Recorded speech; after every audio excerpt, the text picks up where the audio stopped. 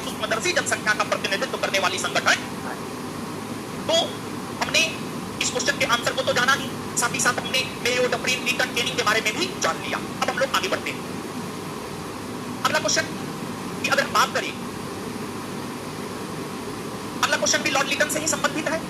Lord Lytton निम्नलिखित में से किससे संबंधित नहीं? स्ट्रेची कमीशन, शस्त्र अधिनियम, vernacular press act, Ilbert bill. देखिए बाबू, लॉर्ड लीटन का संबंध इल्बर्ट बिल से नहीं है। अब कैसे नहीं है, इस बात को थोड़ा सा हम लोग समझते हैं। लीटन का कालखंड है 1873 से 1880 और लीटन के समय बंबई, मद्रास, मध्य भारत में अकाल पड़ा था और इसको लेकर उन्होंने अकाल आयोग का गठन जो है रिचर्ड स्ट्रेची की अध्यक्षता में किया, जिसे स्ट्रेची कमीशन कहते हैं। तो स्ट्रेची कमीशन का गठन अकाल पीड़ितों को मदद करने के लिए लॉर्ड लीटन ने किया था, सही बात है। शस्त्र अधिनियम 1878 में लीटन के समय पारित हुआ था, यह भी सही बात है। वर्नाकुलर प्रेस एक्ट 1878 ईस्वी में लीटन के समय पारित हुआ था, यह भी सही बात है। जब ये एबीसी लॉर्ड लीटन के कार्यकाल से संबंधित है, तो कौन लॉर्ड लीटन के कार्यकाल से संबंधित नहीं है? तो Ilbert bill. Ilbert bill 1883-84 Ilbert bill यानी 1883-84।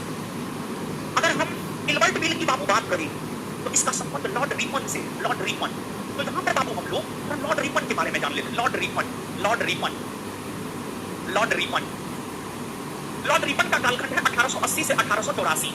जानते हैं बाबू, रॉबर्ट क्लाइव से लेकर लॉर्ड माउंटबेटन तक जितने भी भारत में गवर्नर, गवर्नर जनरल वायसराय हुए, उनमें सबसे लोकप्रिय वायसराय हुए आपको रिपन, सबसे लोकप्रिय वायसराय हुए रिपन।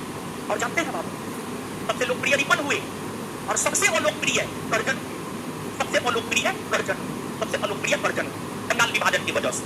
बंगाल का जो उन्होंने विभाजन किया, इसी वजह से सबसे अलोकप्रिय हुए आपको बाबू कर्जन। अब रिपन की लोकप्रियता का कारण क्या था? रिपन की लोकप्रियता के कई सारे कारण। एक तो रिपन की अगर हम बात करें तो रिपन ने 1882 ईस्वी में वर्नाकुलर प्रेस एक्ट को रद्द कर दिया। वर्नाकुलर प्रेस एक्ट को रद्द कर दिया, यानी वर्नाकुलर प्रेस एक्ट में जो यह प्रावधान था कि भारतीय भाषा में समाचार पत्र नहीं छपेंगे, उसे रद्द कर दिया और यह घोषणा किया कि अब अंग्रेजी भाषा के साथ साथ भारतीय भाषा में भी समाचार पत्र छपेंगे। तो वर्नाकुलर प्रेस एक्ट पारित 1878 में लीटन के समय हुआ है और उसे रद्द किया है 1882 में किसने? रिपन। इसके बाद रिपन के समय की अगर हम बात करें तो उन्हीं के शासनकाल से संबंधित है इल्बर्ट बिल। अब इल्बर्ट बिल क्या है, इस बात को आप समझिएगा। देखिए बाबू, ध्यान दीजिएगा। आपको 1861 में हाईकोर्ट अधिनियम पारित हुआ था और 1861 में जब हाईकोर्ट अधिनियम पारित हुआ था, उस हाईकोर्ट अधिनियम के तहत 1862 में मुंबई, मद्रास, कोलकाता में हाईकोर्ट का गठन हुआ। 1866 में इलाहाबाद में हाईकोर्ट का गठन हुआ।